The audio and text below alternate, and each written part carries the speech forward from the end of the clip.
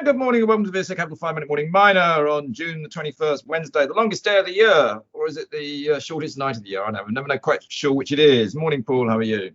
Pretty good. Thank you. Pretty good. Is it going to rain again? We had some pretty good downpours there the last 2 days. I don't know, but I'm back in London, so I hope not. I'm back on my bike.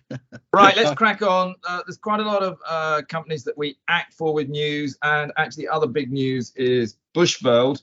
Let's just run through the companies we act for first, though, because it's always good to keep them in touch. Some of them are just little snippets. Let's start with Cleantech Lithium. They've appointed an Australian non-exec director, haven't they?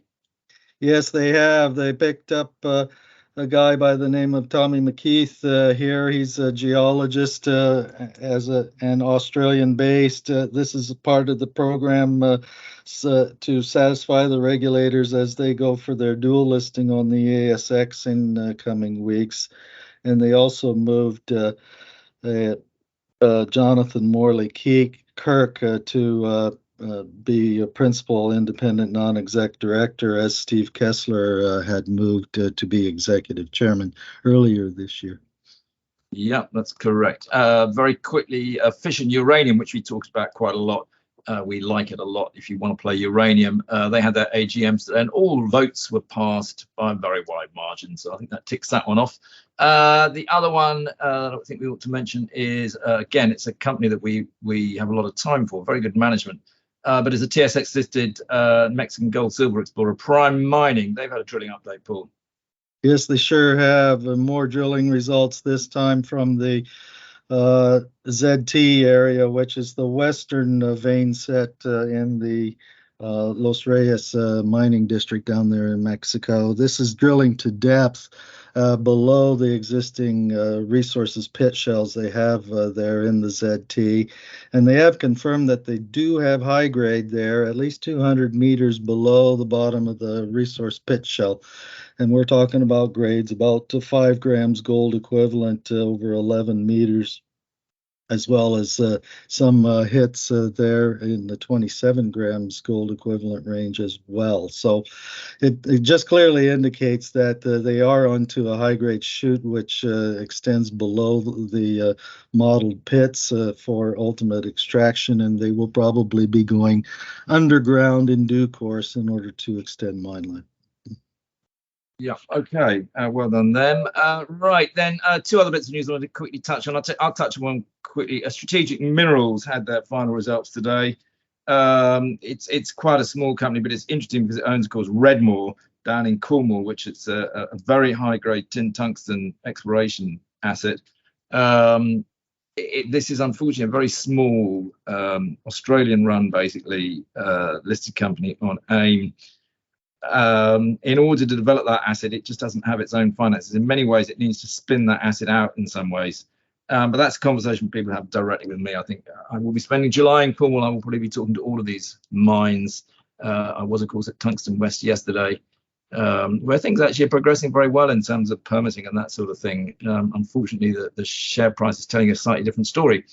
Let's move finally though on to Bushveld, where we have been talking actually for weeks that Fortune was going to leave as CEO. They have actually now confirmed it. I'm surprised the Nomad allowed it to wait so long, but he has stepped down as CEO, which is quite a big move, and the numbers have come out. I'll let you talk about the numbers a bit, Paul, but I would just simply point out that if you've got cash and cash equivalents of $10 million and you've got total net debt of over $120 million, you've got a problem. You need money, and they do talk about financing. I think the only end result of this actually is probably a takeover with a very big player who wants to get into the vanadium market, and there are some players who want to get into the vanadium market. But the problem is, what price would they want to pay? And I'm not convinced it's actually even the price the stock is trading at today. But Paul, what was your take? Well, yes, you covered a lot of the things there. Other things in the statement included that they had an impairment loss they declared for the year 2022 of $24 million, and that's a 1,000% increase over the prior year, and 17 million of that related to Vanchem. And they recognized the gain on sale of 60.6 million on the purchase of Vanchem there had previously. So they have essentially reversed a good portion of that.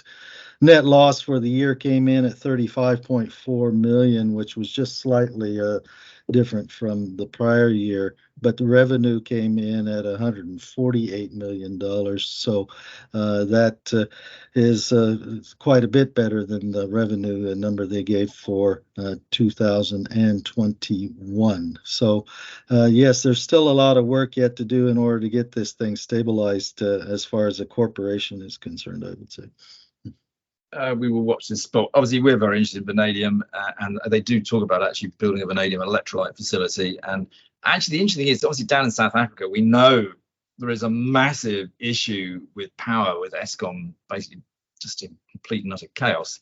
And it's the one area of the world that really they ought to be switching to independent power for all their mines, which would be solar and wind with batteries. And vanadium flow batteries would be the ideal answer, with all the vanadium that's down there, but who knows. Anyway, very good. That'll do for now, Paul. We will speak again tomorrow. Very good. We'll see you then.